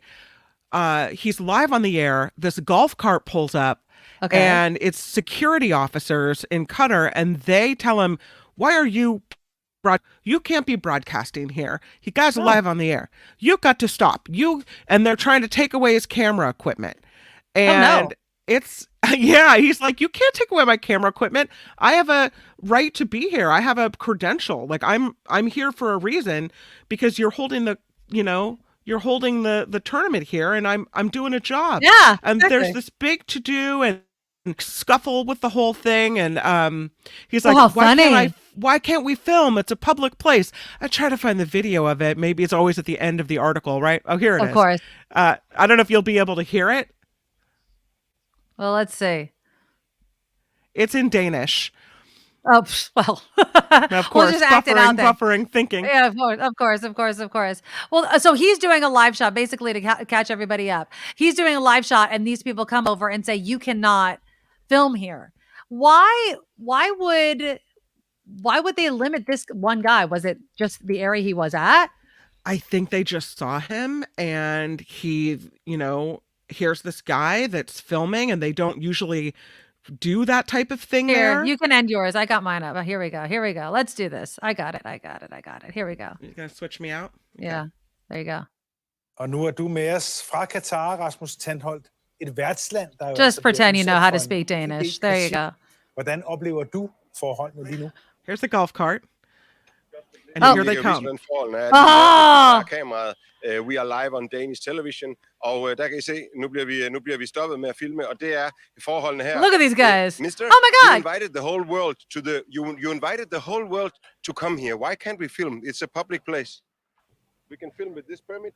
This is the upgrade pass, and this is the. But they're loving it. We can film anywhere we want. Got my thing. And they're He's like, all too freaking bad. No, we don't need permit. But listen. But you can break the camera. You want to break the camera? Okay, you break the camera. Okay. You're gonna break your camera. So you're wow. by smashing the camera. But listen, sir. Listen. Oh, wow. Well, so right after that whole thing happened, and they made them stop filming there. And now Qatari officials say the Danish film crew was mistakenly interrupted, that after they inspected their accreditation, they realized they had a valid permit and a filming permit. They've apologized to the broadcaster, and they're like, we did it wrong. We're sorry, whatever. But oops. I mean, in America, nobody would have batted an eyelash at someone filming on the street, but you go to another country and they're like, somebody with a camera filming, what are they doing? Not okay, right? Well, and that's the whole thing. And that's why, when you go to other countries, and I'm not a world traveler, I wish I was more of a world traveler, but the number one thing, when we talk about something like Brittany Griner, and the going to Singapore or going to some of these other countries where their punishments are different than the United States of America. And I think it's such an American thing to be like, I could do this, even though that guy's Danish, but the rules there are not the same rules here. No. And it might be, oops, sorry, but I still smashed your camera or whatever. So, and I mean, I don't know about you, but if I'm a reporter in a foreign country like that, and these guys are coming up to me, I love how the Danish reporter kind of held his own there. Yeah. But I kind of would have been a little scared. Like, oh, absolutely. Especially if and I'm just going to say it, especially if I was there or you were there, because we're women, right? And so who knows what, they might have gotten even more aggressive with us. Who knows? You don't know. But very interesting. We'll see how the booze plays out at the World Cup. I'm not obviously going. I don't know anybody that is. The Niners, though, they're heading to Mexico City, right? I think they're heading to Mexico City. Are they Monday Night Football? I think so. I mean, not like that's Cutter, not saying that, but traveling around for your sports teams. Okay, so when we come back, we're going to do a little bit of Kim's news. I'm going to play you some hilarious back and forth between two comedians who are vying for a Grammy, even though I don't think either of them are going to win. There's going to be a more sober New Year's Eve party for one CNN correspondent. And I will get to the story, I promise, of a celebrity relationship that broke up over asparagus pea. Is that a deal breaker for you? I'm not quite sure, but we'll get into that. First, though, here's some headlines. Now, from around the world to up your street, the Nikki Medoro Show presents News Czar Kim McAllister. And this report is sponsored by tax attorney Steve Moskowitz. You can reach Steve at 888-TAX-DEAL. House Democrats, as we have been talking about, will be seeing new leaders in charge very soon. After leaving their majority to Republicans, House Speaker Nancy Pelosi announced she will not be seeking re-election to the House Democratic leadership. That was followed by a statement from current Majority Leader Steny Hoyer, who said the same thing. Charges are being filed against the driver who allegedly plowed into a group of runners, injuring 25 Los Angeles County law enforcement recruits. Several reports say he is being charged with suspicion of attempted murder on a police officer. Nicholas Gutierrez, now under arrest after also suffering injuries. He was detained at the scene on Wednesday morning. A judge in Florida is awarding the family of Gabby Petito $3 million in a wrongful death suit filed against the estate of Brian Laundrie. A trial was set for next month, but now that's canceled after the settlement. The wrongful death lawsuit, separate from the negligence lawsuit Petito's parents have filed against Laundrie's parents. It's a disturbing story, sadly. A series of possible hate crimes under investigation at 3 Northern California schools over the weekend. School officials in Santa Clara County in the Saratoga area said a doll with a dark complexion was found hanging from a tree at all 3 school sites. The Santa Clara County Sheriff's Office now investigating that. Starting January 1st, Marin County will mandate that all new residential and commercial construction be all electric. The Marin County supervisors unanimously approving that ordinance earlier this week. The measure aimed at reducing natural gas use to cut down on greenhouse gas emissions. It calls for new multifamily units with parking spaces to have at least 15% of them have level 2 charging stations. 60 jurisdictions in the state currently have similar measures in place for new construction. And here's one of those stories where you're like, really? Come on, dude. This man who got more than $1,000 from GoFundMe donors after $100,000 from GoFundMe donors after his truck burned has now been hit with arson charges. Avante Hartsfield facing felony arson, fraud, grand theft charges in connection with this fire that destroyed his Rollin' Roots food truck last year in the San Diego area. Now, he says police didn't do a full and complete investigation. He initially claimed his truck was destroyed by arson because a week prior, his office was ransacked and he found a noose, making him think the incident was racially motivated. So he puts up this GoFundMe. Donors come to his aid. It's later determined the cause of the fire was an electrical issue, and he did offer donors a refund. He received an insurance payout of more than $34,000. Now he's due in court in January because he's being hit with arson charges in relation to all this. So, well, how does he get arson charges if it was an electrical problem? So apparently he says it was arson, but somebody else did it. And then they think it's an electrical issue. And now they are thinking arson, but he did it, causing the electrical problems. It's a confusing, convoluted story. But the guy takes money and apparently now facing charges for the very fire which he took money for. Oh, my goodness. All right. Thanks for sorting that out for us, Kim. We're going to end it on a little touchy-feely Hallmark note. Are you ready? Christmas is coming soon to the White House. First Lady Jill Biden will receive the official White House Christmas tree on Monday. And the Sheeler family of Evergreen Acres Christmas Tree Farm in Pennsylvania will present the tree to the White House. So there you go. Nice. Very a little nice. happy news as we end with the news sponsored by tax attorney Steve Moskowitz. For more than 30 years, Steve has put his tax knowledge to work for all of us, individuals and businesses. So if you need help, call Steve at 888-TAX-DEAL or find him at moskowitzllp.com. I'm Kim McAllister on The Nikki Medoro Show. Well, yes, and speaking of the man himself, we have him right here with us, Steve Moskowitz with Moskowitz LLP. Now, Steve, before we get into things like the ERC, the last time you were on, we had a couple of questions that came in that people were wondering about. They want to know, do you do investments, and can you help the little guy with their taxes, even if they're not a big or even a business? I can help someone regardless of how tall they are. So, I mean, but you guys do tax planning, taxes, and all those sorts of things. Basically, what happens is that different people need different things. General Motors needs something different on their taxes than somebody else. And most tax planning now, after the Tax Acts passed under President Trump, most tax planning now, most, not all, but most is for businesses. If you're what that law did, it decreased what wage earners could do, and it greatly increased what business can do. Okay. So the bottom line is, if you're an individual, we're happy to do your tax return. If you're a business, we'd like to talk to you about your tax return and, all the tax planning that goes into it. There's so much can be done if you're in business. And yes, we do regular old tax returns. We don't have any morons or all these. I never ever think of somebody like that, because this is why I'm not driving a taxi cab in New York anymore, because of people that allow me the privilege of doing their tax return. So I respect that very much, and I'm happy to do somebody's tax return, whether it's General Motors or it's mom and pop or it's an individual that has a job someplace. We're happy to do the tax return. We're talking about other services, and businesses do need a lot more service than individuals. But when you talk to individuals, there are other things. For example, they may need an estate plan.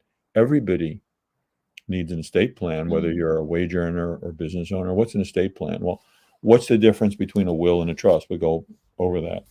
What happens if you're in a hospital bed and you can't speak for yourself, and the doctor says to your spouse, should I pull the plug?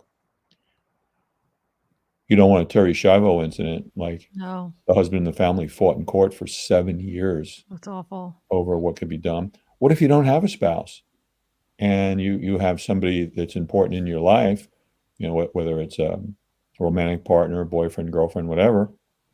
At law, the doctor can say, well, you're not family, you can't even be in the room, much less make decisions. All of that's fixable with what's called an advanced healthcare directive. So we do that. That works for individuals. So the bottom line is it's kind of like with a medical doctor. You go in there and he or she says, well, okay, all this is good. However, over here we can improve, or you do have a problem, but it's fixable. And, a lot of times people with their taxes, I do use medical analogies because, with medicine, the first instant something's starting to go wrong, if you see the doctor then, you're usually way better off than if you wait that somebody has to carry you into the doctor's office. So we do that. And, sure, we want to get you money for ERC, but we do everything else in tax too. What about investments? Somebody's asking about investments. Okay, I don't know. What I would say is there's different areas there. We'd be happy to talk to you. Okay. And see if we can help you there. And a lot of times the taxes and investments are closely related because there's certain investments you can make that are tax advantaged. For example, there's something called opportunity zones. Real estate is an investment a lot of people have. Or you have something else and you say, well, you know, I was going to sell my so-and-so, but that's a big capital gain. I don't want to pay the taxes. Well, like for example, with an opportunity zone, you can invest in that. And if you meet the requirements like everything else, you know, you can make an unlimited gain and have zero taxes. That's zero. That's not a little bit. That's not zero.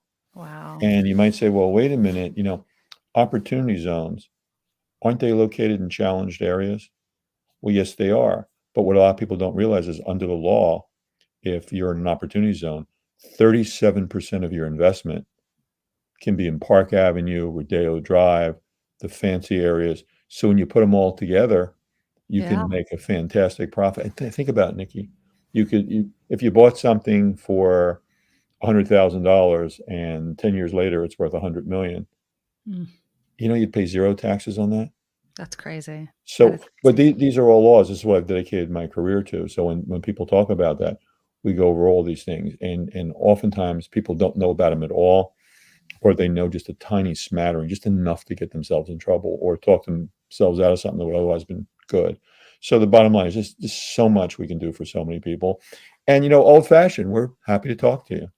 I love it. And again, you know, the ERC, the Employee Retention Credit, Steve is the guy to call because he knows, you know, all the ways that you can qualify, because there's two different ways, the easy way and the more complex way that we always talk about. Steve, I appreciate you because you come on the show and you're giving people answers to the questions that they may feel intimidated to ask a tax attorney. They may not think like I'm at that level in my wealth or whatever. But again, like I tell everybody, I'm a simple guy. Before I was a tax attorney, I was a CPA, and before I was a CPA, I was a New York City taxi cab driver. Look at that. I'm a simple guy. Well, that's what we love about you. Give Steve a call, 888 Tax Deal, MoskowitzLLP.com, MoskowitzzLLP.com. Thank you, Steve. We love you. Bye. Yeah, so give him a call. There's no question that's too dumb. I'm telling you, I've asked him so many dumb questions. So many. And he doesn't care. He answers them all, and it's great. Okay, let's lighten things up just a bit. Guess whose birthday it is today, Kim McAllister? You got me. Who? Okay, so it's a celebrity. Okay. I'm going to give you some clues. Let's see how good you are. He has been in. It's a guy, so that's a clue. He was in One Flew Over the Cuckoo's Nest. Jack Nicholson. Nope. He was in Romancing the Stone. Harrison Ford. Nope. He was in Pulp Fiction. Quentin Tarantino. Nope. He was in, this one's going to give it. He was in the Lorax. He was a voice in the Lorax. Oh. Anybody getting the Lorax. We speak for the trees. Mike Myers? Nope. You suck at this. He was in the War of the Roses. Did I tell you that? I already did that one. He was in, this one might give it away. It's Always Sunny in Philadelphia. All right, you're giving up. You're terrible at this. I would have gotten it by now. I am horrible. It's Danny DeVito. Oh, Danny DeVito. Okay. Now, okay. Here's another guess. How old do you think he is? I'm going to say 63. 65. He's one of those people that, and I don't mean this to be an insult, looks like he's always been the same age, like kind of an older dude. Like he doesn't look like he's aged, but he doesn't look young. Does that make sense? Yeah. 78. Oh, wow. Yeah, 78 years old. He's still married to Rhea Perlman. They're separated though. They don't live together. Did they? But they're still married. So right? they have issues. She accused him of cheating and whatever.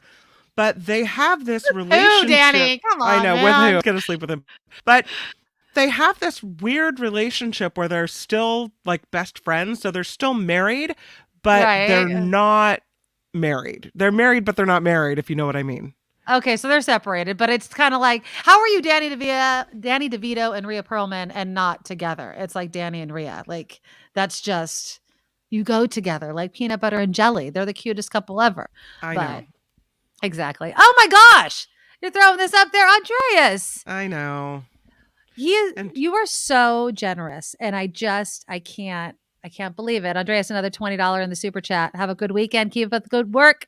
Don't worry for Trump. A squeaky wheel always makes noise. That's what they said about me too, but I'll take it the other way. Thank you, Andreas. You are so very awesome. Yeah, the super chat is open. You can even donate after the live show. So if you're listening to this as a recording, if you're listening to this as a podcast, by the way, I mentioned at the beginning of the show, we finally got all the mess situated with Apple. So we're on iTunes finally. We've been on the other podcast things, but Apple finally got their stuff So together. now I think we're on almost all the podcasts. So if you don't, some people, they have data, plans on their phone where they maybe can't listen on YouTube or do it live. They like to walk. Want to watch, you can just listen. Download the podcast and listen to it whenever. Take us with you in your car. If you're just finding us, you can listen to old shows. It's like we have a bank of stuff for you. So yeah, it's gonna be fun. Yeah, Nugget's back here. Don't worry, Calvin. They're like, I can't see Nugget. He's here. Let's see. Can you wave? There he is. There's my animal co-anchor right behind me, kicking me all the time. Okay, so. How is it? Terabyte. Oh God. How is it? Terabyte. Oh my God. Tell me. Is it as good as you remember it? Terry got the enchilada. So if you're just joining us and you don't know me at all, you know I eat way too much Taco Bell. And the enchilada, in addition to the Mexican pizza, were two of the things I always got. Now I get it without onions and without black olives. I don't remember the black olives, but maybe I just never got it. But it's been released. It's back for a limited time because Taco Bell has to be annoying like that. And it starts today, but tomorrow I'm going to get one and I'm going to try it live here. I'm going to get a DoorDash. I might get it here before the show starts. We'll see. I don't know. I'll try to time it out properly, but yeah, I'm going to try it out. So Terry, I'm waiting for your review of whether or not it tastes the same. Because some people are saying that the Mexican pizza doesn't taste the same. I still shove it in my meat hole all the time. It doesn't even matter. Okay, so the Grammys were announced. Kim, you were doing the Grammy announcements. Yeah. And I don't know if people forget this, but comedy is always up for Grammys, right? Yeah. And two people that are up for Grammys are kind of duking it out on Twitter, apparently. It's very tongue-in-cheek, but one of my favorite comedians that's very clean is Jim Gaffigan. So Jim was taking issue, and I'm going to put it up here for you, Patton Oswalt. They're both up for a Grammy, and Patton apparently is campaigning. So this is what he puts up. Grammy Award nominated Patton Oswalt, Best Comedy Album. I guess he was advertising this a bit on social media or online. And so Jim Gaffigan was not going to take this sitting down. He was not just going to sit there and be like, oh, so you think that you're going to campaign and win ahead of me? So this is a video of Jim Gaffigan responding to Patton Oswalt campaigning for the Grammys. Oh, hi. I'm Jim Gaffigan. I was just donating money. I've seen that one of my fellow nominees for a Grammy has started campaigning, which I find very ugly. I'm a friend of Patton Oswalt. I was always very encouraging to him, even after I heard him say all those racist things. I liked him. And I knew that he wasn't that bad of a guy. But if you're considering supporting Patton in this Grammy Best Comedy Album runoff, just keep in mind his father, Lee Harvey Oswald, killed JFK and JFK Jr. I love it. Anyway, Patton and I won't win, but I just want you to know that I support the ocean more than him. I just love Jim Gaffigan. Have you ever seen him do stand-up, Kim? Or have you watched any of his I've seen specials? videos of him like that, but I haven't been show or full show. He is a comedian that if you wanted to sit down with your kids, you can sit with any age kid, you can watch Jim Gaffigan 24/7. He is a clean comic, but extremely, in my opinion, extremely funny. He does kind of this observational humor, self-deprecating humor. He has a ton of kids. They're Catholic or Christian, so that's a whole thing. His wife works very closely. I don't know if she's the manager or helps write the jokes, but they're very much together in this whole team. And he's awesome. He wrote a book. I want to say Dad is Fat, But anyways, he's just a great comedian. I don't think he's going to win. But here's a question. I'm assuming Dave Chappelle's probably up for a Grammy in this. I'm going to actually Google it. I wonder if Dave Chappelle would win it because of all the stuff that's going on. Yeah. And Louis C.K. Canceling people, that's all total BS. Dave Chappelle, Louis C.K., Jim Gaffigan, Patton Oswalt, and Randy Rainbow are all up for a Grammy for Best Comedy Album. I'm sensing that it might be Dave Chappelle, but I wonder if the Grammys are going to want to stay away from it. And Louis C.K. I don't know. What do you think? Randy Rainbow, you got to love that guy. He's one of the people that started putting out Facebook and YouTube videos that people then just loved, and his success spiraled from there. I kind of root for the little guy in this, but I don't know who's going to win that. There's a lot of comedy competition there. If Dave Chappelle wins, though, I think it'll be accompanied by a healthy dose of controversy. Oh, absolutely. I think you're absolutely right. So I'm going to get to this story. Now, do you like asparagus, Kim McAllister? Is this something that It's not my favorite, but I will gravitate toward that. My daughter loves asparagus, which is interesting because she was named after her grandmother. So Grandma Julia and Julia, that was both their favorite. So she loved, and my daughter loves asparagus. Nice. Well, apparently, for those that do eat asparagus and know this, when you eat a lot, I don't think if you eat like one little stalk of it, it's going to do anything. But you get asparagus pee, which it's stinky pee. Not that pee doesn't stink a lot of times when you eat other things. For me personally, TMI, coffee. I don't know. Coffee makes my pee smell. I don't know. But apparently, Chris Evans. You know Chris Evans, Sexiest Man Alive? Yeah. How could we forget? Everyone's coming out with all of these stories about, I guess, dating him. Mm-hmm. And there's this one woman, let's see, Jana Kramer. She was on this podcast and she told everybody that she went on a few dates with Chris over a decade ago. She said he wasn't Captain America, but he was like a heartthrob cutie. I can't remember how many dates it was. I just remember the last date. Now, apparently, Chris invited Jana to his house along with friends from Boston. And she had arrived after eating a bunch of asparagus. She then used Chris's bathroom, and then Chris used the bathroom right after her. She said the last interaction that I remember is him going into the bathroom after I just went with asparagus pee. We didn't hook up that night. He stayed up late with his friends, and then in the morning, I did the asparagus walk of shame out of the house, and I never heard from him again. Oh, that's embarrassing. Was it that for odorous? Odiferous? Odiferous, I guess. But I'm telling you, hold on. I'm going to share. This is Jana Kramer, in case people don't know who she is. She's a gorgeous woman, and this was a decade ago. But she's really, really cute. Can you see that? Yeah. She's really, really cute. But apparently, things that do you in. Mm-hmm. Huge in Japan says a single bite. Yeah, exactly. Some things just impact people just as much. Oh, we have an update from Terabyte. Just as good as I remember. No onions too, and I don't see any olives. Given the review on the Enchilito, I'm gonna have my own review. I'm going to let you see it tomorrow. I'm going to show you what it looks like, if it looks the same. And then I will take a bite live on this show for our food segment. We're going to have to do it depending on whether or not some of my interviews come through. We might do it right at the top of the show. I can't wait to see you shove in your face. That's going to be great. Stuff in your face. Yeah, stuff in my face. That's going to be great. Eat. Great. You know I don't eat before the show. I don't eat anything because I get all spitty. I get all spitty and I'm already like, bleh.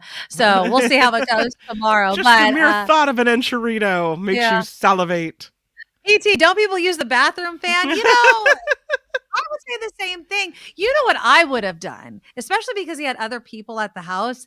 And it depends on whether she was the first person in there. As I was walking out, I would have been like, I don't know who was in there before me. Blame it on a mystery person. Don't say that you did it. Right? You got to have a story. As you walk out, boy, it really smells in there. I don't know what happened before I went in here, but boy, you guys. Exactly. Oh, I am Eric. you will not separate me from my Taco Bell. I am sorry. I do not care. This stomach is like, I don't know, steel for Taco Bell. Is that another one? Yeah. Are you serious? Andrea's kicking us down another $20 saying, I won't be around tomorrow. Enjoy the extra support today. So that's really kind. I love you, Andreas. So again, yes, the live chat, the super chat is up. You could support us just like Andreas does in that way. It's just during the show, you just throw it up there and we read your comments and everything. If you strap for cash, give us a thumbs up before the show ends. It helps people find us. And then if you really want to be a huge supporter, please join our crew. Be a Medorable. That's what I call people that listen to my show. Be a Medorable and go to my website, thenikkimedoroshow.com. Click on our Patreon and become a monthly subscriber. And it'll just be a way for us to do this silly thing every single day live on YouTube, Monday through Friday. All right. So a big thanks to everyone. Again, share the show, like, subscribe, do all of those things that help us out. We really, really appreciate it. And we'll talk tomorrow. Everybody get their enchilada ready if you want to eat it with me as well. All right. Talk tomorrow. Nikki, you're all so awesome. You're sprout, like a beautiful blossom. You're all so the best. I really can't rest. You're all so awesome. Wow. Okay.